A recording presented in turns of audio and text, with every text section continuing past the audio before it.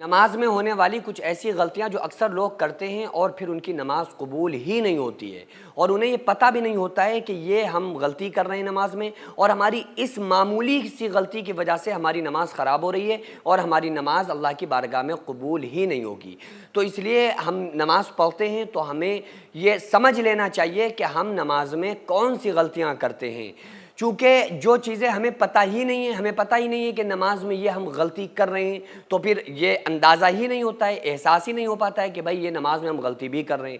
تو اس لیے اس مکمل ویڈیو کو دیکھیں اور پھر اپنے اندر یہ غور کریں کہ ہم نماز میں ان غلطیوں میں سے کوئی ایسی غلطی تو نہیں کرتے ہیں کہ جس کی وجہ سے ہماری نماز قبول نہ ہو اور ہماری نماز صرف ٹکریں مارنا ہو کہ بھائی ہم آئے اللہ کے سامنے سر جھکایا اور چلے گئے۔ تو ظاہر سی بات ہے کہ ہماری نماز پڑھنا یہ بڑی بات نہیں ہے، بلکہ ہماری نماز کو اللہ تعالیٰ اپنی بارگاہ میں قبول فرما لے، یہ بڑی بات ہے۔ تو نماز قبول کب ہوگی؟ جب ہماری نماز صحیح ہوگی، جب ہم نماز کو ٹھیک سے پڑھیں گے۔ تو میں ان غلطیوں کو بیان کرتا ہوں، بتاتا ہوں کہ اکثر لوگ غلطیاں کون سی کرتے ہیں۔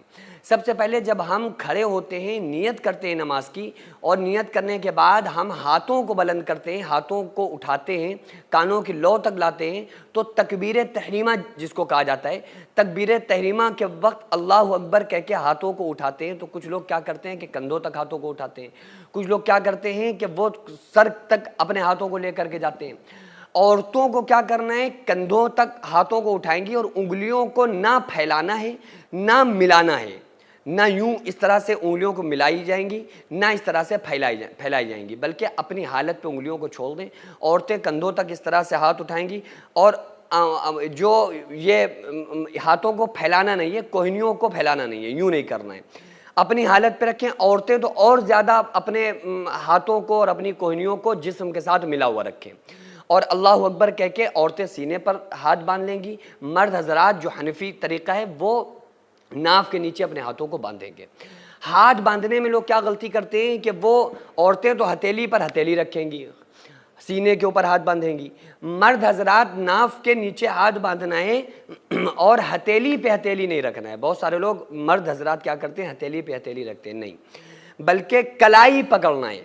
الٹے ہاتھ کی کلائی کو سیدھے ہاتھ کی چھنگلی، اس کے برابر والی انگلی اور انگوٹھے سے پکڑنا ہے، یعنی چھنگلی جو سب سے چھوٹی انگلی ہے یہ، اور اس کے برابر والی جو انگلی ہے ان دو انگلیوں سے اور انگوٹھے سے الٹے ہاتھ کی کلائی کو پکڑنا ہے، ٹھیک ہے۔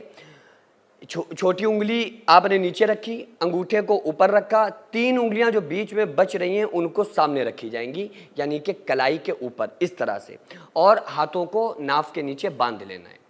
اس کے بعد سب سے پہلے ثنا پڑھنا ہے۔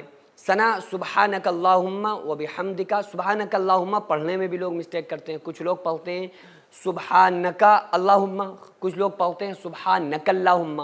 تو اصل میں یہ ہے کیا؟ سبحانک اللہم ہے یا سبحانک اللہم ہے؟ دیکھیے سبحانک کی کاف کے اوپر زبر ہے اور اس کے بعد ہے اللہم، ٹھیک ہے۔ اگر کوئی بندہ الگ پڑھ رہا ہے یعنی کہ سانس توڑ رہا ہے سبحانک پہ، تو سبحانک پھر نہیں پڑھے گا، پھر وہ کہے گا سبحانک اللہم، یا تو یوں پڑھے۔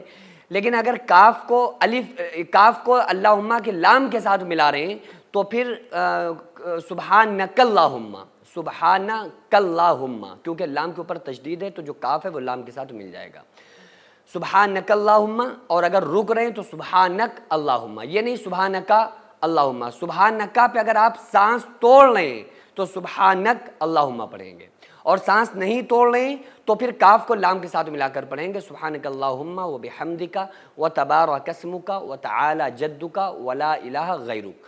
پھر اس کے بعد آپ کو اعوذ باللہ من الشیطان الرجیم بسم اللہ الرحمن الرحیم خاموشی سے پڑھنا ہے، دھیرے سے پڑھنا ہے۔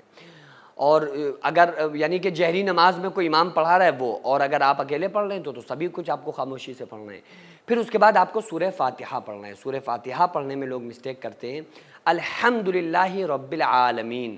الحمدللہ میں جو ہا ہے نا، یہ جس کو بڑی ہا بولا جاتا ہے وہ ہا ہے، یعنی کہ بیچ حلق سے نکلے گی۔ اگر کوئی بندہ الحم کو الحم پڑھ رہا ہے اور بڑی آسانی کے ساتھ نکال رہا ہے، الحم کہہ رہا ہے، شروع حلق سے ہا کو نکال رہا ہے، تو یہ لہنے جلی کی غلطی ہے، اور اس غلطی کا کرنا نماز میں قرآن میں حرام ہے۔ تو الحمدللہ رب العالمین، عالمین بعض لوگ پڑھ لیتے ہیں عالمین، تو عالمین نہیں ہے، عالمین، عین کے اوپر کھڑا زبر بھی ہے اور عین ہے، عین نکلے گی بیچ حلق سے، تو عالمین نہیں کہنا ہے، عالمین کہنے میں الف کی آواز نکلے گی، جبکہ الف نہیں ہے، یہاں پر عین ہے۔ تو الحمدللہ رب العالمین الرحمن الرحیم مالک یوم الدین ایاک نعبد و ایاک نستعین اہدنا، یہاں پہ لوگ اہدنا پڑھ دیتے ہیں، تو یہاں پہ چھوٹی ہا ہے جس کو چھوٹی ہا بولا جاتا ہے، حالانکہ چھوٹی بڑی نہیں ہوتی ہے، جو بیچ حلق سے نکلتی ہے وہ ہا ہوتی ہے، جو شروع حلق سے نکلتی ہے وہ ہا ہوتی ہے۔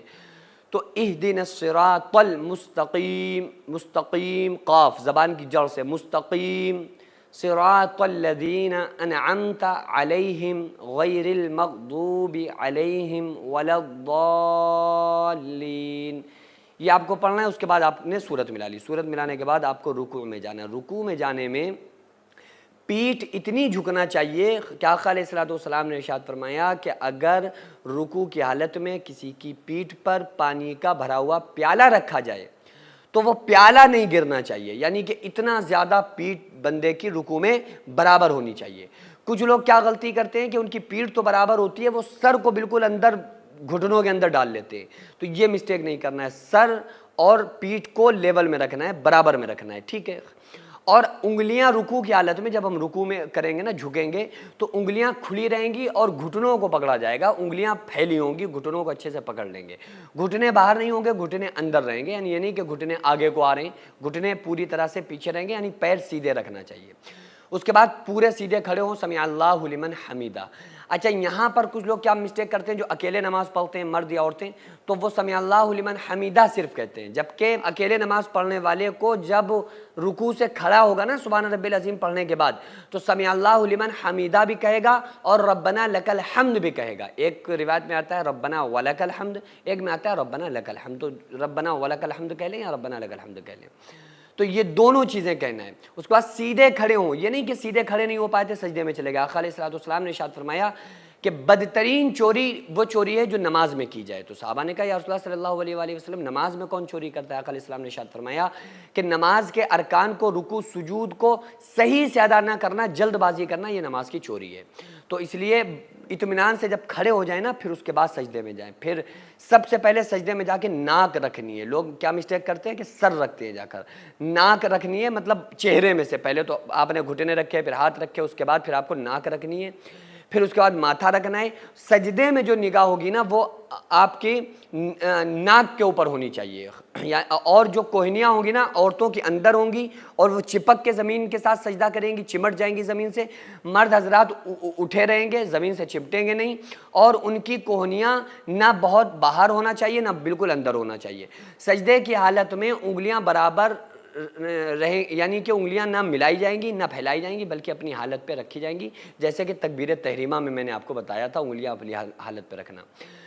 تو اس طرح سے آپ کو ساری رکعتوں کو کمپلیٹ کرنا ہے۔ تو اس میں آپ لوگ اگر کوئی مسٹیک کرتے تھے تو آپ کمنٹس کر کے بتائیں کہ آپ اس میں سے کون سی مسٹیک کرتے تھے، اور جو میں نے سورہ فاتحہ کی غلطیاں بتائیں ان میں سے کون سی آپ مسٹیک کرتے تھے، اور نہیں مسٹیک کرتے تھے تو آپ اپنے دوستوں میں، عزیز و اقارب میں اس ویڈیو کو شیئر کر دیں، کیونکہ اگر آپ کے شیئر کرنے کی وجہ سے کسی کی نماز درست ہو گئی تو انشاءاللہ تعالیٰ اس کا پورا ثواب آپ کو ضرور ملے گا۔